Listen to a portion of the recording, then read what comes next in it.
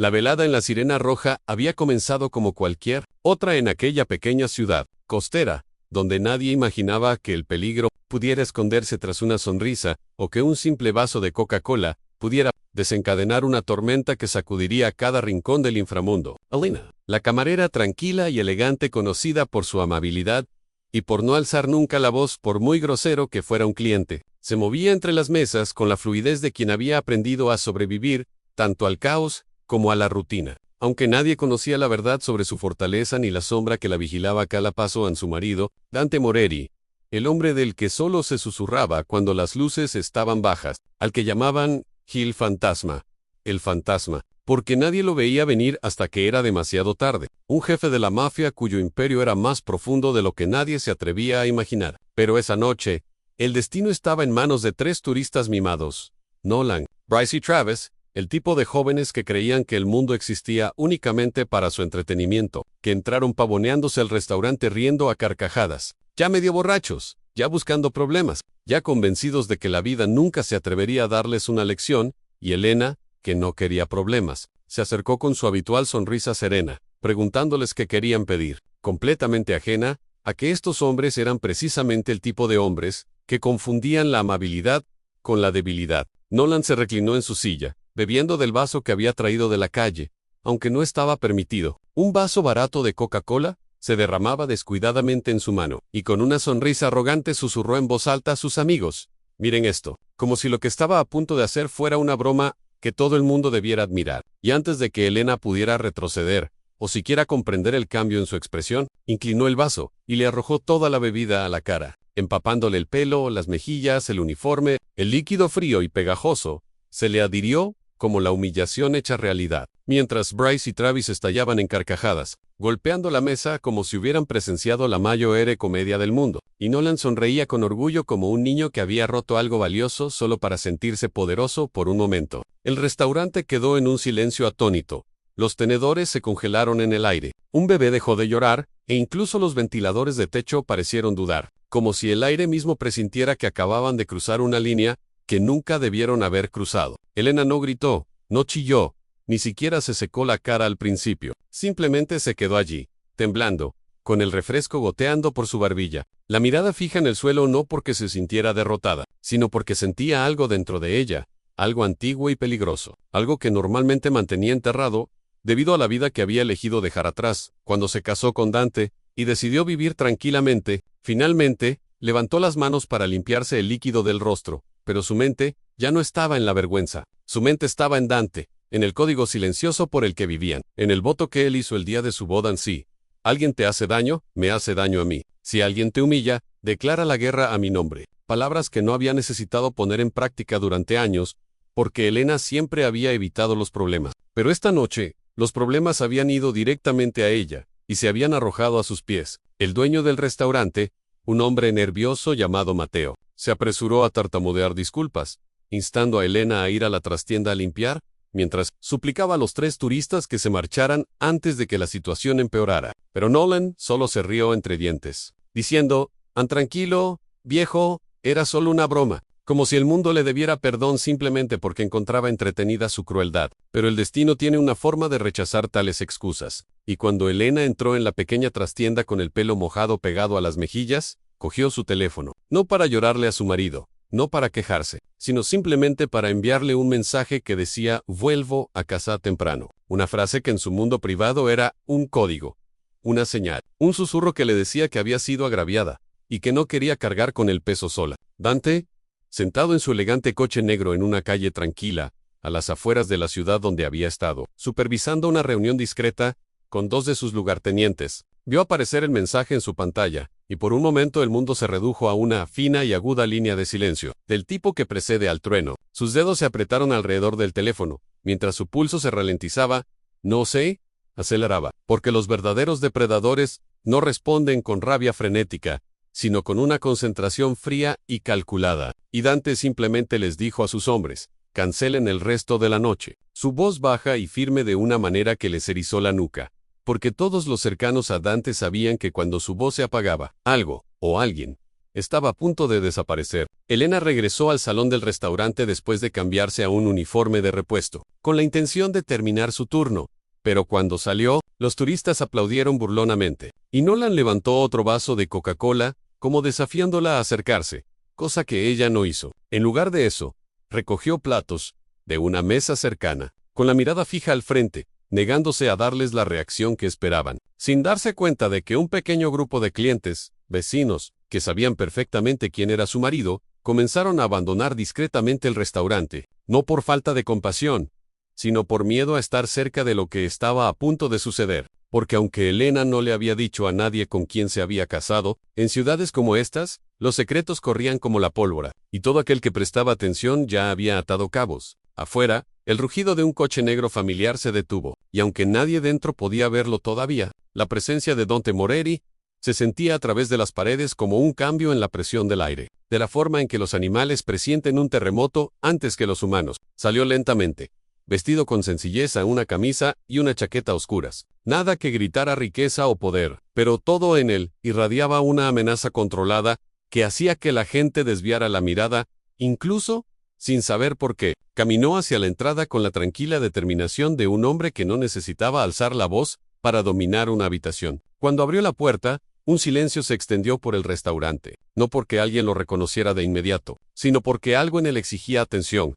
El tipo de silencio que precede a una tormenta, el que hace que todo ser viviente contenga la respiración instintivamente. Elena lo vio y se quedó paralizada, no por miedo, sino por una pesada y dolorosa mezcla de alivio y pavor, susurrando suavemente, «Dante, no quería molestarte», a lo que él respondió, «No me molestaste, amore, me llamaste». Esas palabras bastaron para que los tres turistas fruncieran el ceño, confundidos pero aún arrogantes, aún sin darse cuenta de que el hombre que tenían delante era la última persona a la que debían provocar. Dante pasó junto a cada mesa sin mirar a izquierda ni derecha, deteniéndose a pocos metros de Nolan, Bryce y Travis, con una expresión indescifrable y una postura tranquila, como si simplemente estuviera decidiendo qué vino a pedir, y preguntó con una voz tan suave que parecía terciopelo cubriendo una hoja, «¿Quién de ustedes puso las manos encima de mí?»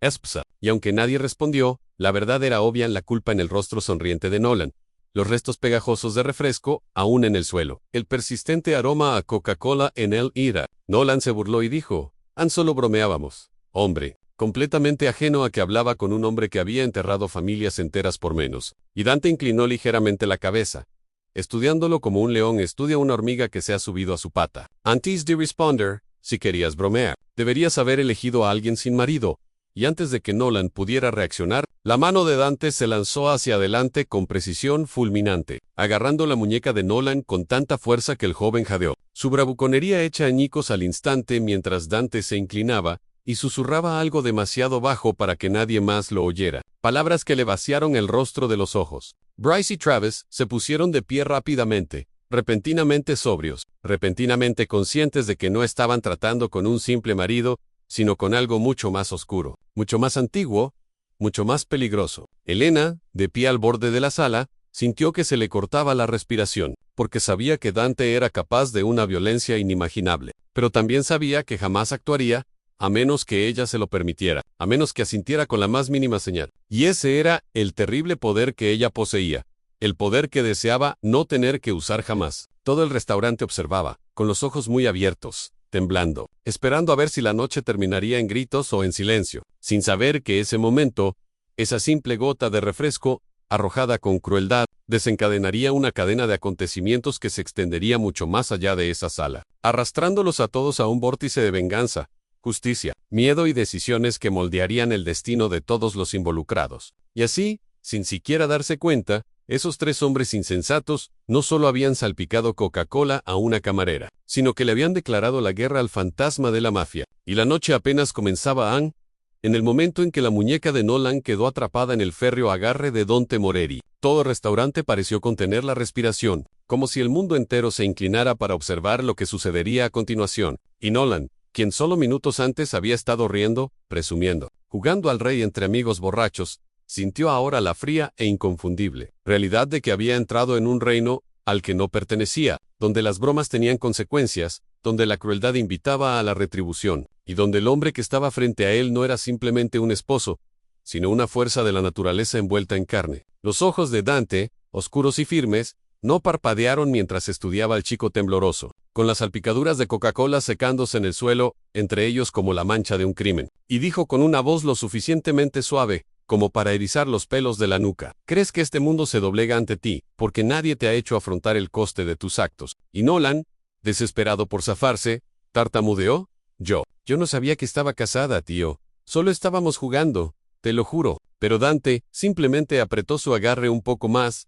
hasta que el joven jadeó. Sus rodillas flaquearon, sus amigos se quedaron congelados detrás de él, pálidos como fantasmas, atrapados entre correr y desmayarse mientras cada instinto les gritaba que escaparan. Elena observaba desde el otro lado de la habitación, con el corazón palpitando, dividida entre querer detener a Dante y querer que terminara lo que había empezado. Porque la humillación que había sentido, el escozor de ese refresco frío en su piel, la risa que resonó como si no fuera nada, se habían clavado en su alma más de lo que quería admitir. Y ver a Dante allí defiéndola hizo que las emociones se agitaran en su interior en gratitud, miedo, amor y un agudo sabor a justicia que no sabía que aún llevaba consigo. Dante soltó la muñeca de Nolan solo para sujetarle la barbilla, obligándolo a mirarle a esos ojos que no parpadeaban, y dijo: Cuando humillas a una mujer, le muestras al mundo qué clase de hombre eres. Cuando humillas a mi esposa, le muestras al mundo que no tienes instinto de supervivencia. Y lo soltó, dejando que Nolan tropezara hacia atrás contra Bryce, quien lo atrapó justo antes de que cayera al suelo, ambos temblando mientras intentaban fingir que no estaban a punto de llorar. Travis, el más callado de los tres, finalmente habló, con voz temblorosa: Lo sentimos, señor, no queríamos faltarle al respeto. Dante se giró lentamente hacia él, irradiando un poder imponente como el silencio previo a un disparo, y respondió: Las intenciones no borran el daño. Luego miró a su alrededor, observando a cada persona que apartaba la vista rápidamente, y le dijo a Elena, sin mirarla: Amore. Benak, su esposa, atraída por la autoridad de su voz, se acercó y se detuvo a su lado, con los brazos cruzados sobre el pecho, como si intentara contener la tormenta que la consumía. Dante le preguntó con calma: ¿Quieres que lo resuelva a mi manera? ¿O prefieres que me vaya? La sala se estremeció ante la pregunta porque todos entendían perfectamente lo que significaba a mi manera. Y Elena, atrapada entre el miedo y la furia, miró fijamente a Nolan, que aún le sujetaba la muñeca. Aún sudaba menos, y recordó la risa burlona, la humillación, la forma en que la había mirado como si fuera un juguete. Y por primera vez en años, sintió la necesidad de justicia, de consecuencias, de recordarle al mundo que la bondad no es lo mismo que la debilidad. Respiró hondo y susurró: Ana, a tu manera. Y esas dos palabras cayeron en la sala como una piedra en un estanque tranquilo, provocando una oleada de pavor en Bryce y Travis mientras los labios de Nolan comenzaban a temblar. Dante asintió una vez, un pequeño gesto final, y dio un paso al frente como si sellara su destino, pero en lugar de golpear a Nolan, metió la mano en su chaqueta y sacó una elegante tarjeta negra, colocándola sobre la mesa frente a los tres hombres, y dijo: Vendrán a esta dirección mañana a las 8 en punto. Con un tono tranquilo pero absoluto, trabajarán allí hasta que yo decida que su deuda está saldada. Bryce frunció el ceño confundido, susurrando: ¿Qué clase de lugar es? Dante sonrió, no con amabilidad, no con crueldad, sino con una verdad ganada con esfuerzo, y dijo: Un lugar donde los hombres aprenden lo que es el respeto. Y aunque nadie en el restaurante sabía lo que eso significaba, cada instinto gritaba que no era una petición, sino una orden escrita en piedra. Los ojos de Elena se abrieron ligeramente, sorprendida no por su moderación, sino por la elegancia del castigo andante. Y Moretti no siempre elegía la violencia, elegía lecciones, y las lecciones aprendidas del miedo duraban más que los moretones. Nolan tragó saliva con dificultad y asintió. Su bravuconería se evaporó, reemplazada por una obediencia aterrada, y Travis dijo rápidamente: Sí, señor,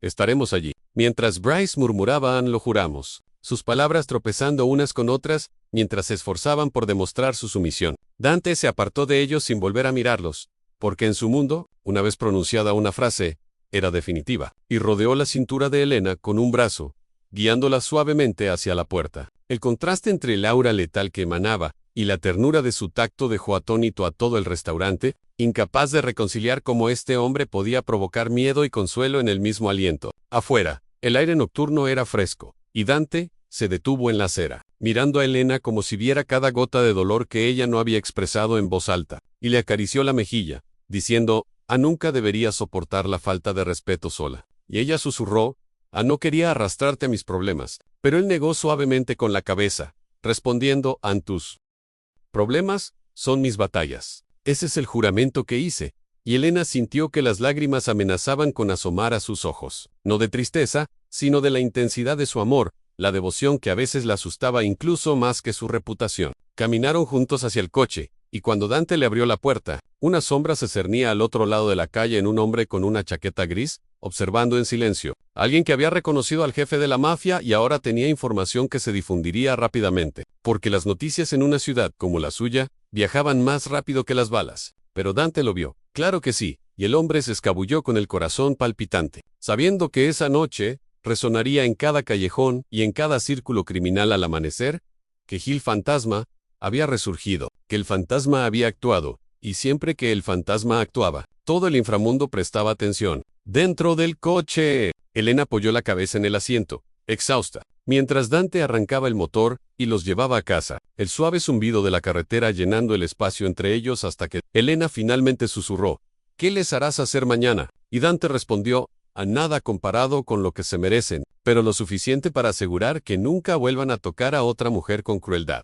Y aunque no preguntó más, sabía que Dante no dejaría que la lección terminara en un solo día, quebrantaría su arrogancia, moldearía su comprensión y remodelaría su carácter a través del miedo y el trabajo de maneras que nunca olvidarían. Pero aunque Elena creía que la situación estaba bajo control, el destino tenía otros planes, porque Nolan, humillado, enfadado y demasiado ingenuo para comprender el peligro del que había escapado, no se quedaría callado. Y mientras él y sus amigos salían tambaleándose del restaurante, siseó entre dientes: Nadie me asusta, le demostraré a ese bastardo que se metió con la persona equivocada. Y estas palabras pronto llegarían a oídos de hombres mucho más peligrosos que 3 turistas mimados, desencadenando una cadena de errores que los arrastraría más profundamente al mundo de Dante. Un mundo donde cada elección tenía un precio, y cada falta de respeto abría un camino hacia la destrucción. Y en ese momento, sin saberlo, los 3 jóvenes caminaron hacia un destino moldeado por el fantasma de la mafia, mientras Elena y Dante se adentraban en la noche, sin saber que la tormenta apenas comenzaba,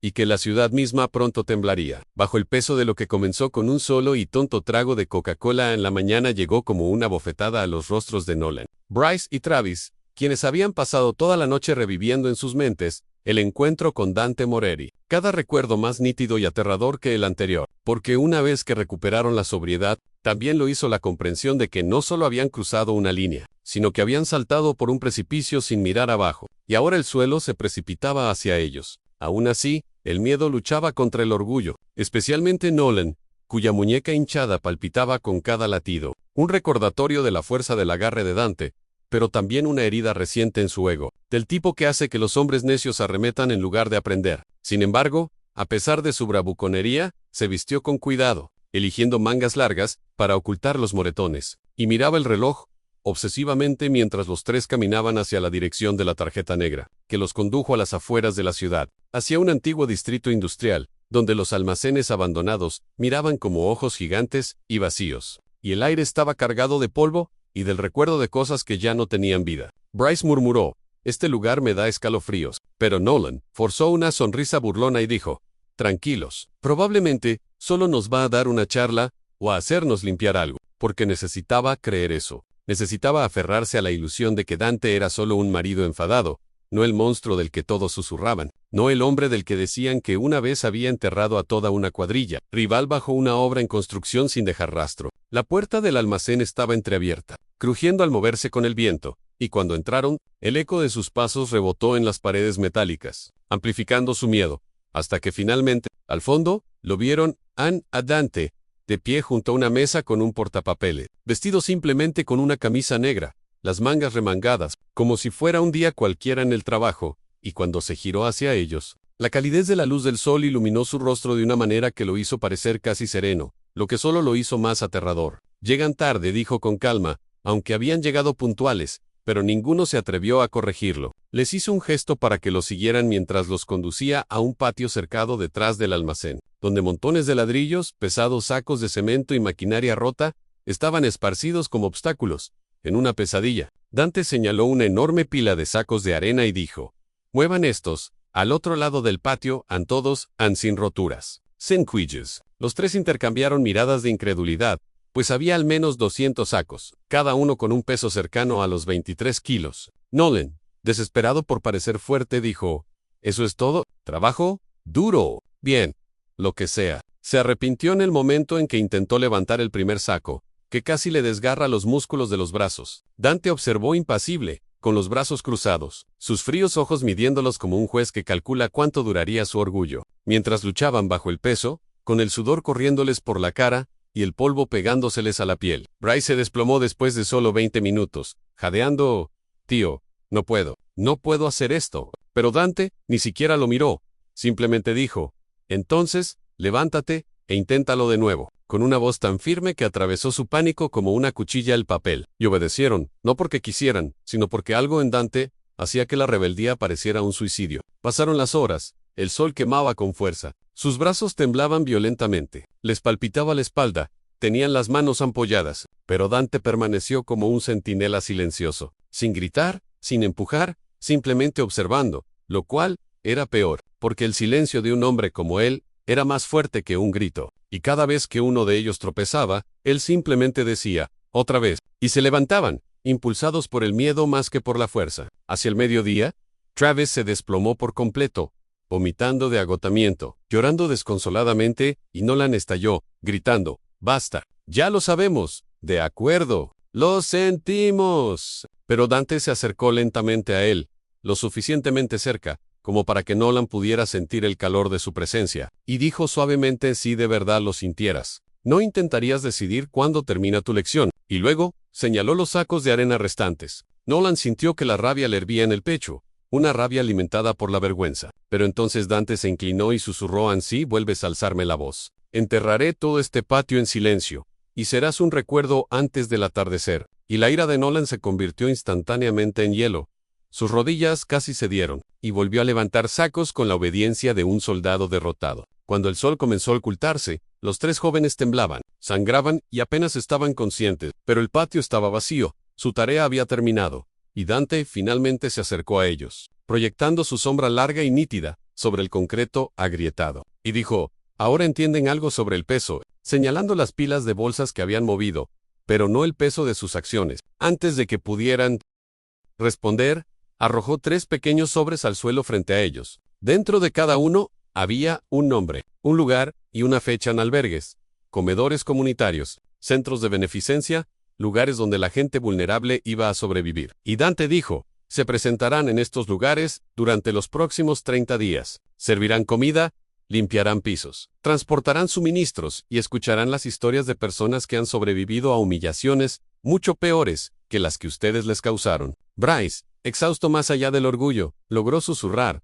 «¿Por qué? ¿Por qué nos haces hacer esto?». Dante se arrodilló hasta quedar a la altura de sus ojos y dijo, «Porque la crueldad nace de la ignorancia. Aprenderán empatía, y si en algún momento no se presentan, los encontraré». Aunque su tono era tranquilo, la verdad que escondía les heló la sangre. Se puso de pie.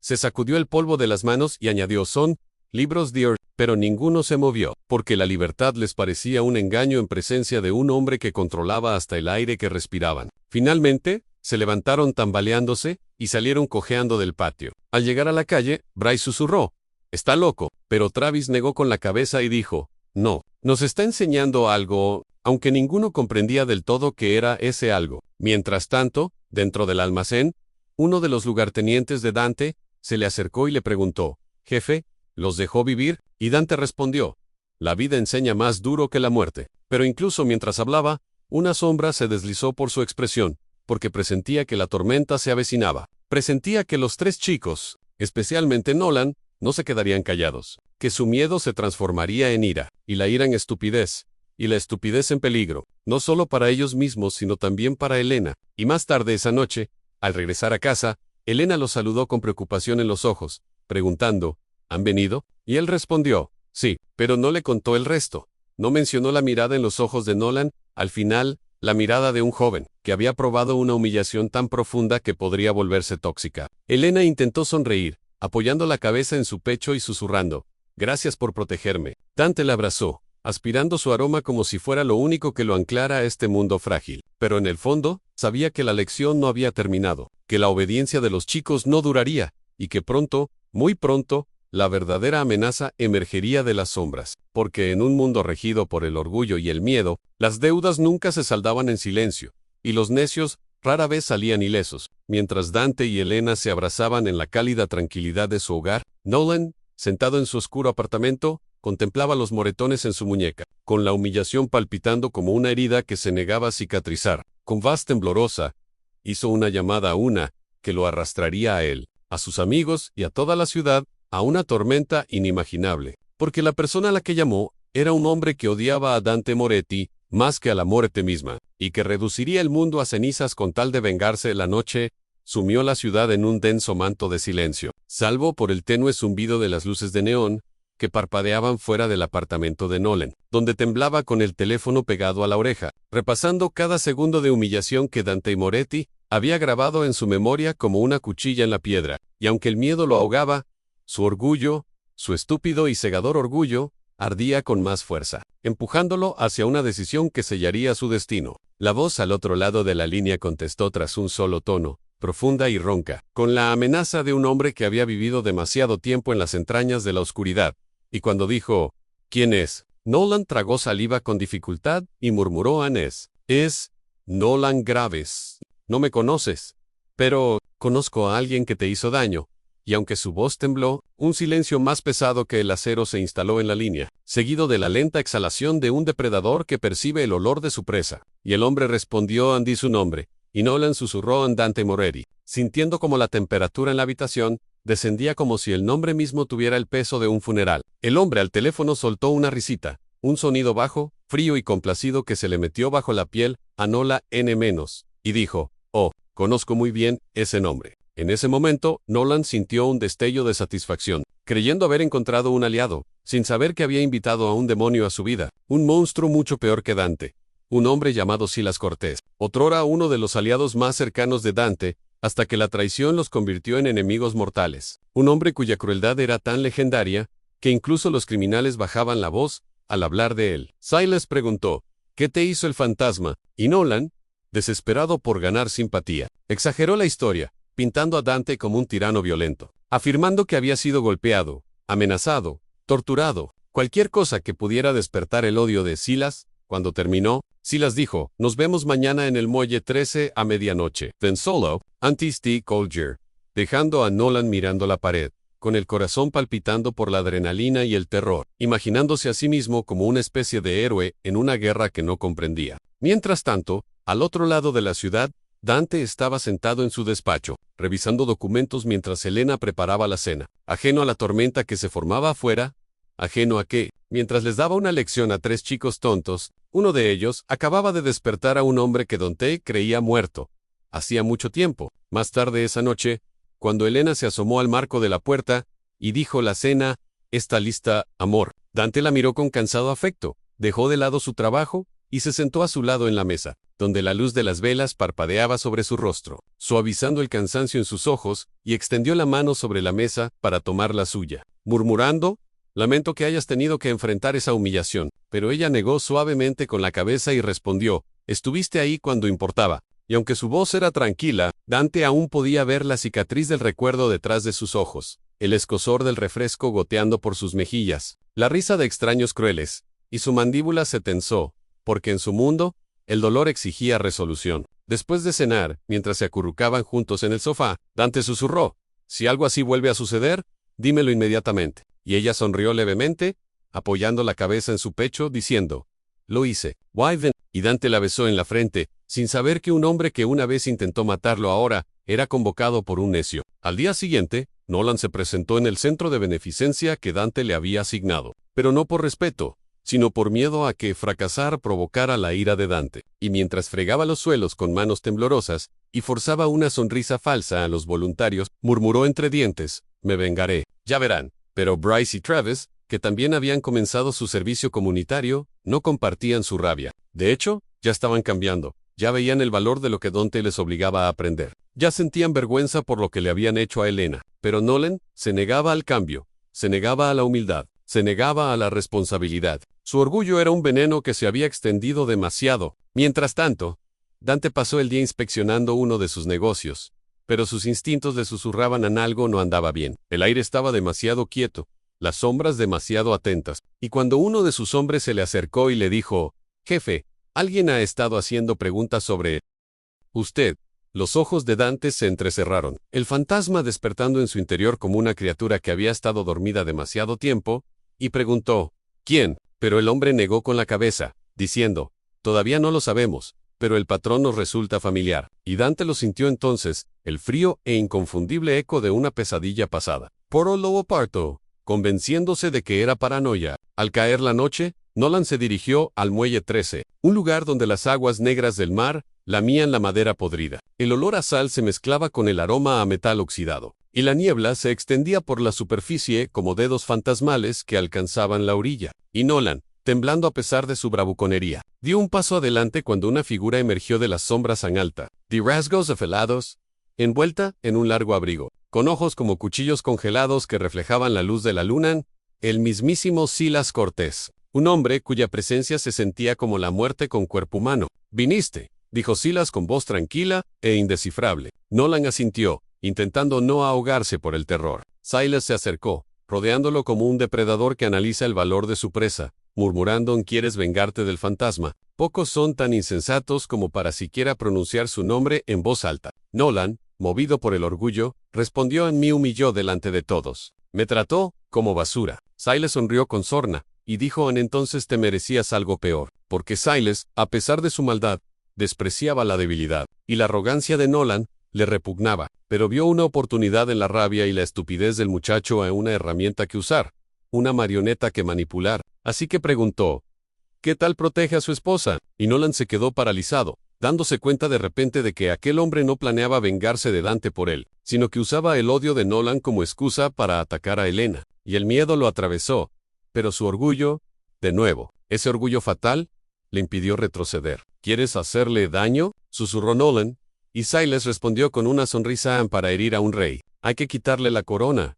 Y esas palabras, frías y crueles, hicieron estremecer incluso a Nolan, pero asintió, desesperado por ver sufrir a Dante, aunque eso significara arriesgarlo todo. Silas le puso una mano en el hombro y dijo: «Tráeme algo suyo, una prenda de ropa, algo que use a menudo», y Nolan vaciló, imaginando la furia de Dante, imaginando la vulnerabilidad de Elena, pero Silas apretó su agarre, hasta que Nolan hizo una mueca de dolor y dijo: «Haz esto, o te mato aquí mismo», y el miedo lo engulló por completo, obligándolo a aceptar. Mientras Nolan se alejaba tambaleándose del muelle, Silas encendió un cigarrillo y contempló la oscuridad del agua, murmurando para sí mismo: «Hola de nuevo, fantasma», como si hablara con un viejo enemigo enterrado bajo las olas. Mientras tanto, Dante regresó a casa tarde, exhausto pero deseoso de ver a Elena, solo para encontrarla dormida en el sofá con un libro sobre el pecho, y la alzó suavemente en brazos y la llevó a la cama, apartándole un mechón de pelo de la cara mientras susurraba: «Eres mi paz», sin darse cuenta de que la paz se le escapaba con cada aliento de la noche. Pero afuera, al otro lado de la ciudad, Nolan caminaba con las piernas temblorosas, dándose cuenta demasiado tarde de que había hecho un pacto con un demonio mucho más aterrador que Dante, un demonio que destrozaría la ciudad pedazo a pedazo hasta que el fantasma se viera obligado a mostrar su verdadero rostro. Y la simple crueldad de un chapuzón de Coca-Cola se había convertido en una guerra que los engulliría a todos. Y así, sin que Elena y Dante lo supieran, el destino movió sus piezas silenciosas sobre el tablero, colocando enemigos en la oscuridad, tendiendo trampas, preparando una tormenta que convertiría el amor en campo de batalla, la lealtad en derramamiento de sangre y la justicia en venganza, mientras el camino hacia el caos se abría cada vez más, listo para devorar a cualquiera que se atreviera a entrar en él. En la ciudad se había sumido en un silencio antinatural. Cuando Marta y Adrián salieron del hospital, el aire estaba cargado de esa tensión que hace parpadear las farolas, ese silencio que precede a la tormenta, porque en algún lugar de la oscuridad de callejones estrechos y fábricas abandonadas, se congregaban hombres con deudas, hombres con rencores, hombres que habían esperado años la oportunidad de atacar al fantasma, al que temían pero despreciaban. Y esa noche, tras la paliza que Adrián propinó a los privilegiados necios que atacaron a Marta, la noticia de su regreso corrió como la pólvora, extendiéndose por las redes criminales como una profecía susurrada, un recordatorio de que el rey de las sombras había resurgido. Con ese simple hecho, el equilibrio de Lampa se tambaleó, los territorios se volvieron inestables, las alianzas se resquebrajaron, y todo enemigo que alguna vez se había atrevido a respirar en dirección a Adrián Montenegro, comprendió ahora algo aterrador. Ansi había regresado. La sangre correría. Marta intuyó el cambio incluso antes de que su marido hablara. Lo sintió en la forma en que sus ojos recorrían los tejados, en cómo su mano no aflojaba el agarre sobre la de ella, en cómo su respiración se volvía lenta y pesada, como si luchara contra la oscuridad que lo consumía, y susurró: «Me prometiste que dejarías esta vida». Pero Adrián no respondió, porque sabía que las promesas hechas en paz se desmoronan bajo el peso de la guerra, y en ese momento, la guerra ya había comenzado, en susurros, en pasos, en el rugido de los motores de los coches negros, que se deslizaban sigilosamente por las intersecciones vacías, y Marta sintió un nudo de miedo en el estómago, porque lo conocía mejor que nadie, mejor que los incontables hombres que lo seguían, mejor que los enemigos que lo perseguía N-.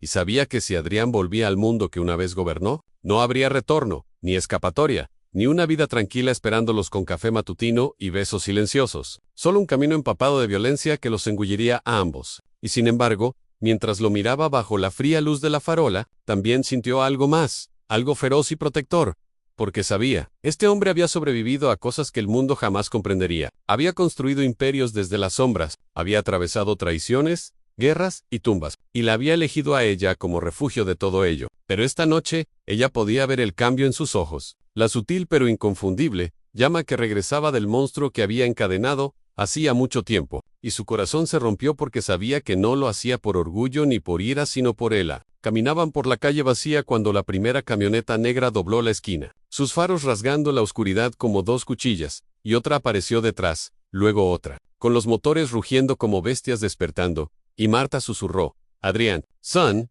pero él avanzó con calma, interponiéndose entre ella y los vehículos que se acercaban, con una postura relajada pero letal, los hombros ligeramente bajos, como si se preparara para la guerra. Y cuando las puertas se abrieron, hombres fuertemente armados salieron, no con arrogancia sino con un respeto temeroso, con la mirada baja, las armas agachadas, porque ninguno quería provocarlo, ninguno se atrevía a respirar mal en su presencia.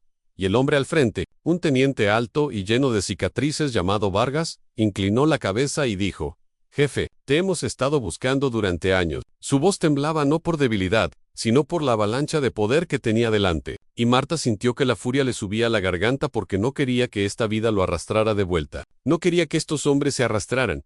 Ella lo sacó del pasado para arrastrarlo al abismo del que creía que había escapado, pero Adrián no habló durante un largo rato. Solo os miró con una frialdad que hizo que incluso los soldados se movieran nerviosos. Y finalmente preguntó: «¿Por qué están aquí?». Y la respuesta brotó como una confesión: «Porque tus enemigos se enteraron, se están reuniendo, quieren la ciudad, creen que eres débil, ahora que te has ido». A Marta se le cortó la respiración, pues la debilidad era la última palabra que asociaría con su marido. Adrián alzó un poco la barbilla, y un leve gesto de irritación cruzó su rostro mientras respondía: «Que vengan». Vargas tragó saliva con dificultad, asintió, y retrocedió como si se alejara de un volcán en erupción. Marta sintió que el pánico la invadía porque sabía lo que significaba.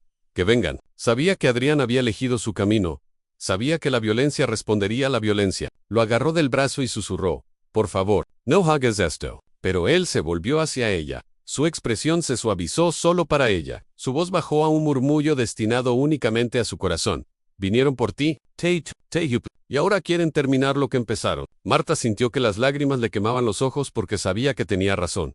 Sabía el mundo que eran. De repente, rodeada de gente que no pararía hasta que alguien muriera, Adrián continuó: «Me alejé una vez, por ti, pero no puedo alejarme ahora. No cuando piensan que pueden usarte en mi contra». Antes de que pudiera responder, el sonido de una motocicleta resonó al final de la calle, rápida, fuerte, acercándose, y los ojos de Adrián se aguzaron al instante, sus instintos rasgando el silencio. Marta sintió que se le cortaba la respiración, cuando la motocicleta derrapó hasta detenerse y un conductor enmascarado levantó un arma, apuntándola directamente al pecho de Adrián. Sin pensarlo, Marta gritó: «¡Adrián!». Pero fue más rápido que la bala del pánico, más rápido que el destello del miedo. La agarró, la giró detrás de él. Con la otra mano sacó un cuchillo oculto de debajo de su chaqueta, y, en un movimiento fluido, lo lanzó por el aire. La hoja giró como una sombra plateada antes de clavarse en el hombro del atacante. El disparo resonó en el cielo cuando el motociclista se desplomó, y de repente la calle estalló en caos. Hombres gritando "Ahmaos", desenfundaos, motores rugiendo. Marta tapándose los oídos mientras el eco de la violencia destrozaba la noche. Y Adrián, respirando con dificultad, con los ojos ardiendo, susurró las palabras que ella más temía: «Esto es solo el principio». En la noche se fundió con el amanecer, tiñéndose de un púrpura amoratado. El cielo, aún temblaba por el caos desatado horas antes. Mientras Marta y Adrián se adentraban en el oculto distrito industrial que antaño había sido el corazón de su imperio, el mundo parecía dividido entre dos realidades, una donde ella era una camarera que soñaba con mañanas tranquilas y seguridad, y otra donde su marido se movía entre las sombras, con una autoridad, que hacía que incluso los criminales más curtidos se apartaran sin mediar palabra. Porque tras el ataque en la calle desierta, Adrián decidió que solo había un lugar al que podían ir, un lugar donde podía ver con claridad quién le seguía siendo leal, y quién se había vuelto en su contra durante sus años de ausencia. Y aunque Marta odiaba cada paso que daba hacia ese mundo, lo siguió. Su corazón latía con fuerza, no por miedo a los hombres que la rodeaban, sino por miedo a perderlo en la oscuridad que una vez gobernó. Al llegar a las enormes puertas oxidadas de un almacén abandonado, el metal se abrió con un crujido a regañadientes, revelando filas de hombres armados en formación rígida, con expresiones que reflejaban una mezcla de alivio y miedo, y la sobrecogedora visión del hombre al que creían no volver a ver jamás, el hombre que lo había construido todo a su alrededor, el hombre al que llamaban jefe, y Marta sintió el peso de 100 ojos posarse en ella, reconociéndola no solo como la esposa de Adrián, sino como la razón por la que el rey se había retirado, la razón por la que el imperio se había sumido en el silencio, y los susurros se elevaron como humo, hombres murmurando entre sí que su presencia significaba que algo catastrófico había ocurrido, porque Adrián Montenegro jamás regresaría al trono,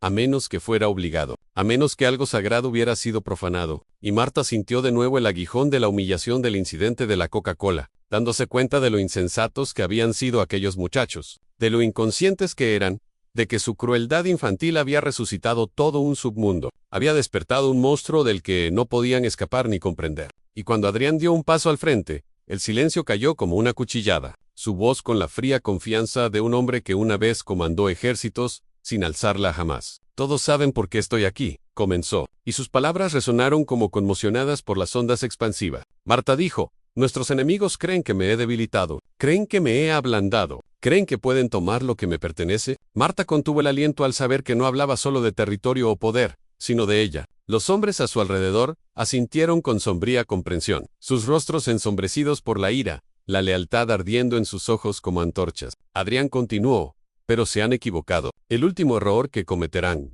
La multitud estalló en un rugido de aprobación, un sonido tan violento y atronador que Marta lo sintió vibrar hasta los huesos. Comprendió que aquellos hombres no solo seguían a Adrián, sino que lo veneraban, lo temían, confiaban en él, más que en sí mismos. La idea la aterrorizó, pues un hombre con semejante poder podía fácilmente desaparecer en él, perderse en la misma oscuridad de la que tanto había luchado por escapar. Lo agarró del brazo y susurró con urgencia, Adrián, no te pierdas. Pero él levantó la mano con suavidad, rozando su mejilla con una ternura que, el ruido del campo de batalla contrastaba fuertemente con el murmullo que los rodeaba. No hago esto por poder, lo hago para acabar con esto de una vez por todas. Ella quería creerle, quería confiar en que aún existía una versión de su vida, esperándolos más allá de la violencia. Pero antes de que pudiera responder, un joven soldado se abalanzó sobre él, sin aliento, pálido, con las manos temblorosas, mientras le entregaba un teléfono a Adrián. Jefe, tienes que ver esto. La mirada del soldado heló la sangre de Marta al instante, porque no era solo miedo, era horror. Adrián frunció el ceño al reproducir el vídeo que apareció en la pantalla. Las imágenes granuladas mostraban a Kevin y sus amigos golpeados y atados a sillas, ensangrentados, magullados, temblando, y detrás de ellos, un hombre enmascarado, con la voz distorsionada, burlándose. Montenegro, ¿crees que eres el único que sabe cómo dar un mensaje? Entonces la cámara se inclinó, mostrando un símbolo ardiendo en la pared, un emblema que Marta no reconoció, pero Adrián sí, porque su expresión cambió por completo. Apretó la mandíbula. El aire a su alrededor se volvió más denso, más pesado, más oscuro, y el hombre del vídeo continuó. ¿Quieres tu vida tranquila? Malas. ¿Quieres que tu esposa esté a salvo? Todo lo que amas, todo lo que has construido, arderá. Y entonces el video terminó abruptamente, y por un momento, el mundo se detuvo, tan quieto que Marta podía oír los latidos de su propio pulso en sus oídos, y susurró, ¿quién es ese? Pero Adrián no respondió de inmediato. Sus ojos estaban fijos en la pantalla en blanco del teléfono, su respiración lenta y controlada como la de un depredador preparándose para atacar, y finalmente pronunció un nombre que ella solo había escuchado una vez antes, años atrás, en un tono susurrado durante una pesadilla que nunca le explicó del todo, Rafael. La forma en que lo dijo hizo que Marta se estremeciera, porque no era solo el nombre de un enemigo, sino el de un fantasma de su pasado, un rival que había desaparecido años atrás, un rival al que se creía muerto, y ahora había regresado con una venganza alimentada por años de silencio y odio. A Marta se le oprimió el pecho mientras susurraba: ¿qué quiere? Y Adrián la miró con ojos que habían adoptado una mirada bélica, ojos que ya no reflejaban dulzura ni vacilación, ojos que pertenecían al rey que una vez fue, y respondió: quiere todo lo que nunca le di, y te usará para conseguirlo. Ella sintió que le flaqueaban las rodillas, porque la verdad la golpeó como un puñetazo honesto. No tenía que ver con la Coca-Cola, no tenía que ver con la humillación, ni siquiera tenía que ver con los chicos que la atacaron. Se trataba de una guerra que llevaba años esperando estallar, una guerra en la que ella se había metido sin saberlo, y susurró con voz temblorosa: ¿qué hacemos ahora? Y Adrián le tomó las manos con un agar firme, constanchi y rompible, y con la fuerza de un hombre dispuesto a arrasar con todo por lo que ama, dijo: ahora, acabamos con esto. Y dicho esto, se volvió hacia sus hombres, alzando la voz, para que resonara en las paredes de acero, con la autoridad de un gobernante que reclama su trono. Preparen los vehículos. Llamen a los capitanes. Y el almacén estalló en un torbellino de actividad, el repiqueteo de las armas, el rugido de los motores, el golpeteo de las botas contra el hormigón. Y Marta se encontraba en medio de todo, con el corazón acelerado, comprendiendo que el destino ya había marcado su rumbo, que la batalla final había comenzado, y que no había vuelta atrás en la caravana de vehículos. Negro surcaba la ciudad dormida como un río de sombras, los motores zumbando con una furia contenida, los faros rasgando la oscuridad mientras el ejército de Adrián lo seguía hacia los muelles abandonados donde Rafael, su antiguo hermano de armas, convertido en fantasma de venganza, esperaba con trampas, soldados y una sed de sangre que había hervido durante años bajo tierra. Marta, sentada junto a Adrián en el primer coche, sentía el peso de todo lo que los había traído hasta allí, a una bebida derramada, una humillación, una chispa que encendió una guerra, todo culminando en este descenso final, al corazón del inframundo. Y aunque el miedo se aferraba a ella como humo, se negaba a apartar la mirada del hombre que amaba, se negaba a dejarlo enfrentarse solo a su pasado. Incluso cuando él murmuraba repetidamente: no deberías estar aquí, con una suave desesperación que delataba la máscara de hierro que llevaba, porque por muy feroz que fuera Adrián Montenegro, seguía siendo un hombre aterrorizado de perder lo único que le daba paz. Marta colocó su mano temblorosa sobre la de él, susurrando: si sobrevivimos a esto, sobreviviremos juntos. En ese instante, su expresión se quebró, solo por un latido, revelando una ternura tan cruda, que casi dolía. El convoy aminoró la marcha, los motores rugiendo al llegar a los muelles, una extensión de grúas imponentes, contenedores oxidados, y un vacío resonante que olía a mar y metal frío, en el campo de batalla perfecto, para que un hombre como Rafael orquestara una emboscada. Cuando Adrián salió del coche, la tensión se hizo palpable. Cada soldado a su espalda estaba listo para desatar el infierno. Pero Adrián alzó una mano, pidiendo silencio mientras escudriñaba las sombras, con la mirada afilada como la de un depredador. No tardó en romperse el silencio con un aplauso lento, burlón, teatral. De detrás de una pila de contenedores, surgió Rafael, alto y delgado, con su largo abrigo ondeando al viento, su rostro marcado iluminado por la tenue luz de las lámparas industriales, una sonrisa tallada en su cara como una herida, que nunca sanó, y su voz resonó en el muelle vacío, con venenosa diversión: Adrián Montenegro, el fantasma regresa, todo porque alguien le arrojó una bebida a tu camarera. Marta se puso rígida cuando la mirada de Rafael la recorrió como una cuchilla, helándole la sangre, y la mandíbula de Adrián se tensó con una rabia apenas contenida, mientras respondía: esto empezó con una bebida, pero termina contigo. Rafael rió, negando con la cabeza: siempre tan dramático. Te fuiste, Adrián, dejaste el trono vacante, ¿y ahora crees que puedes recuperarlo porque alguien hirió tu orgullo? Pero Adrián dio un paso al frente, con voz baja y amenazante: tocaron a mi esposa. La sonrisa de Rafael vaciló un instante antes de transformarse en algo cruel. Ah, sí, pero Marta se puso al lado de Adrián, con voz temblorosa pero firme: tu odio no es hacia él, es hacia la vida que construyó después de abandonarte. Los ojos de Rafael brillaron con ira, porque ella tenía razón.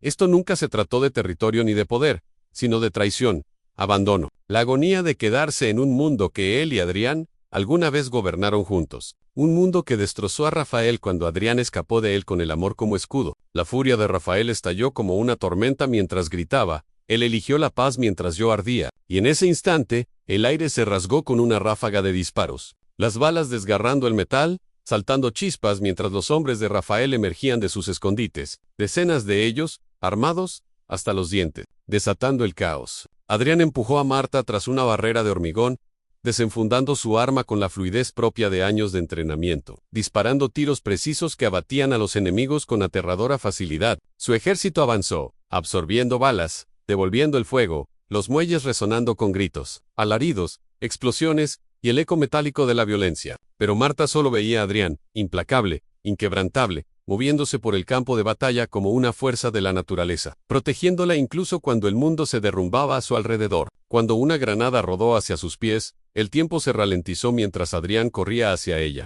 sujetándola por la cintura, protegiéndola con su cuerpo, al estallar la explosión, que los lanzó a ambos contra un contenedor. El dolor les atravesó el cuerpo, los oídos zumbaban, la visión se les nublaba. Adrián gimió, incorporándose a pesar de, la sangre le goteaba del costado. Marta vio a Rafael acercarse entre el humo, pistola en mano, con los ojos desorbitados por el triunfo. Apuntó el cañón al pecho de Adrián, y gruñendo, dijo, «Deberías haber muerto conmigo». Pero Marta se movió antes incluso de darse cuenta, interponiéndose entre ellos con los brazos en alto. Temblaba, pero no se quebró al decir, «Si lo matas, me matas a mí también». Por un instante Rafael vaciló, no por piedad, sino por confusión, porque esperaba miedo, no desafío. En esa vacilación, Adrián se abalanzó sobre él, arrebatándole la pistola de una patada. El arma resbaló por el pavimento mientras los dos hombres chocaban en una brutal pelea de puños, codos y rodillas, con furia pura y vieja traición alimentando cada golpe. Sus siluetas se entrelazaron en una danza mortal, iluminada por las llamas de las cajas en llamas. Marta gritó el nombre de Adrián, cuando Rafael lo estrelló contra una barandilla metálica, sacando una hoja oculta de su bota y apuntándole hacia la garganta de Adrián, pero Adrián le agarró la muñeca, retorciéndola sin piedad. La hoja cayó, resonando contra el hormigón, y con un último impulso de fuerza, Adrián empujó a Rafael hacia atrás, dominándolo, inmovilizándolo contra el suelo con el peso de cada año de traición entre ellos. Y Rafael, sangrando, jadeando, rió amargamente, susurrando, «¿Crees que esto termina conmigo?» Y Adrián, respirando con dificultad, con los ojos ardiendo de tristeza y rabia, respondió, «Sí». Antes de asestar el golpe decisivo que silenció a Rafael para siempre, los muelles quedaron en un silencio sepulcral mientras los últimos ecos de la batalla se desvanecían en la brisa marina. Adrián cayó de rodillas exhausto y herido, con el peso de la victoria sobre sus hombros. Marta corrió hacia él, acunando su rostro entre sus manos temblorosas, susurrando, «Se acabó». Por fin, se acabó. Él la estrechó contra sí, hundiendo su rostro en su cuello, susurrando con voz ronca, «Solo quería protegerte». Ella lo abrazó aún más fuerte, con lágrimas mezcladas con hollín y sangre, susurrando, «Lo hiciste». Y ahora, ambos, podemos vivir, mientras los supervivientes se reunían tras ellos, con la cabeza inclinada, en señal de respeto, esperando órdenes del rey que había recuperado su trono solo para destruirlo en una noche. Adrián se puso de pie, ayudando a Marta a levantarse también, y se dirigió a su ejército con una voz potente y cansada. «Esta guerra termina esta noche. Desde este momento, yo allegiance por ella, por nosotros». Y aunque los hombres intercambiaron miradas de incertidumbre, asintieron, porque la lealtad a Adrián significaba lealtad a sus decisiones, incluso si esas decisiones desmantelaban el imperio sobre el que se alzaban. Y cuando el sol finalmente salió sobre los muelles manchados de sangre, Marta y Adrián se alejaron de la mano, dejando atrás las cenizas de un mundo que había intentado consumirlos, adentrándose en un futuro incierto pero suyo, y Marta sabía que sin importar los desafíos que les aguardaran, nada, ni la humillación, ni los enemigos, ni los fantasmas del pasado, rompería jamás el vínculo forjado en el fuego. El amor y la supervivencia. Ansí esta historia te ha enganchado. No olvides darle a me gusta, y suscribirte. Tu apoyo hace posible que sigamos publicando historias tan impactantes.